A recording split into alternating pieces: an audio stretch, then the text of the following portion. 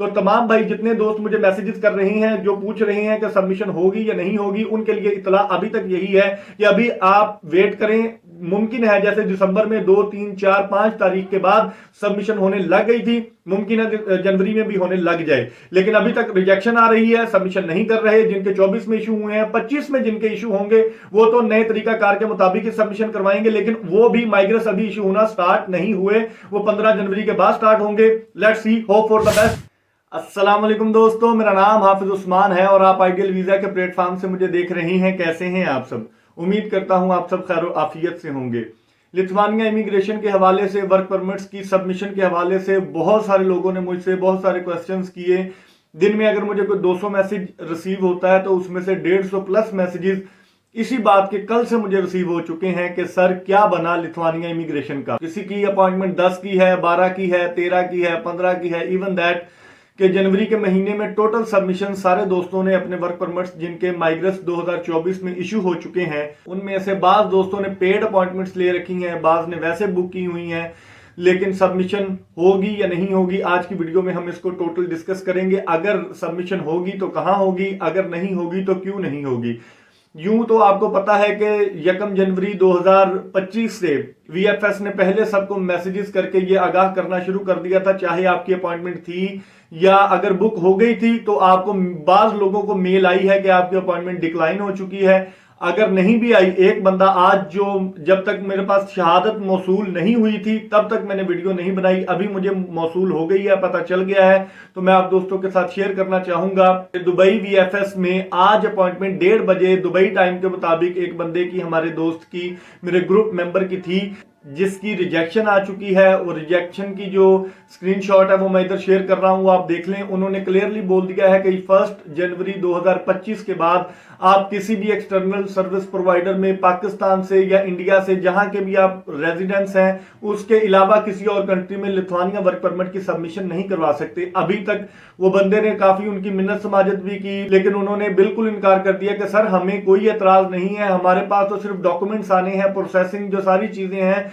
वो तो एम्बेसी ने करनी है, जो कि लिथुआनिया इमिग्रेशन ने करनी होती है, तो हमारे हाथ में कुछ नहीं है, हमने सिर्फ अपनी फीस लेनी है और आपकी डॉक्यूमेंट्स को प्रोसेस करने के लिए एम्बेसी को दे देना है। उन्होंने फिर आपको जो है आपका इंटरव्यू करना है, उसकी मेल आपको आती है और फिर फर्दर प्रोसीजर जो है वो माइग्रेस डिपार्टमेंट ही करता है, लेकिन हमारे हाथ में कुछ नहीं है, इसलिए हम आपका केस नहीं ले सकते। लेकिन इसके अलावा अगर एक और बात आपको बताता चलूं कि मलेशिया से मुझे 2 बंदों ने ऐसे मैसेजेस किए हैं कि वहां पर सबमिशन हुई है, लेकिन उसका कोई क्लियर एविडेंस मेरे पास मौजूद नहीं है कि सबमिशन हुई है या नहीं हुई।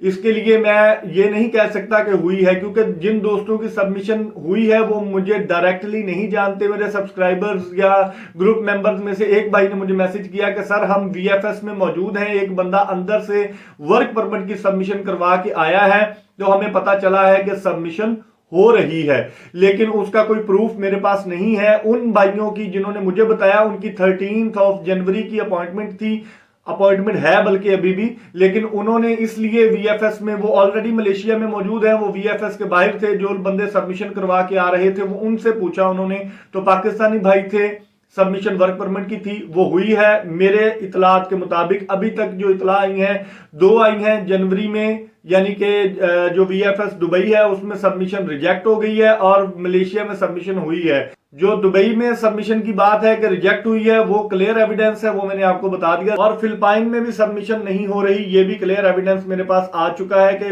वो भी सबमिशन नहीं कर रहे। तो अभी तक की जो मुसद्दका इतलात हैं, अभी जो मलेशिया वाली है वो डाउटफुल है, इसलिए मैं उसको ओरिजिनल कंसीडर नहीं कर रहा। अभी तक की जो इतलात है वो यही है कि आपकी सबमिशन, बेशक आपका माइग्रेस 2024 में इशू हुआ है, आप अपने होम कंट्री में ही सबमिशन करवाएंगे।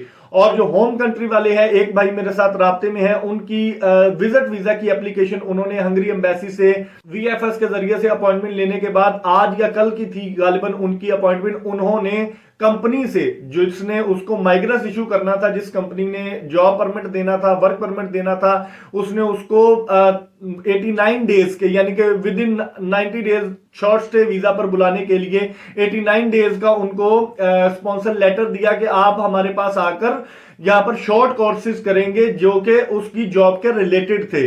लेकिन एम्बेसी ने यह कहकर उनको ये रिजेक्ट कर दिया कि आपकी जो वीजा कैटेगरी है वो सही नहीं है। वीजा कैटेगरी आपको विजिट वीजा की जगह पर आपको बिजनेस वीजा की चूज करनी पड़ेगी, उसके बाद आप सबमिशन करवा सकेंगे तो आपका वीजा लग जाएगा। पाकिस्तान में अभी तक यही इतला आई है, इसके अलावा कोई मुसद्दका इतला नहीं है कि सबमिशन कहां होगी, हंगरी एम्बेसी में होगी या कि वीएफएस वाले करेंगे या वैसे ही एम्बेसी पाकिस्तान में ऑपरेशनल हो जाएगी लिथुआनिया की। अभी तक कोई मुसद्दका इतला मौसूल नहीं हुई। तो तमाम भाई जितने दोस्त मुझे मैसेजेस कर रहे हैं, जो पूछ रहे हैं कि सबमिशन होगी या नहीं होगी, उनके लिए इतला अभी तक यही है कि अभी आप वेट करें। मुमकिन है जैसे दिसंबर में 2, 3, 4, 5 तारीख के बाद सबमिशन होने लग गई थी, मुमकिन है जनवरी में भी होने लग जाए, लेकिन अभी तक रिजेक्शन आ रही है, सबमिशन नहीं कर रहे। जिनके 24 में इशू हुए हैं, 25 में जिनके इशू होंगे वो तो नए तरीका कार के मुताबिक ही सबमिशन करवाएंगे, लेकिन वो भी माइग्रेस अभी इशू होना स्टार्ट नहीं हुए, वो 15 जनवरी के बाद स्टार्ट होंगे।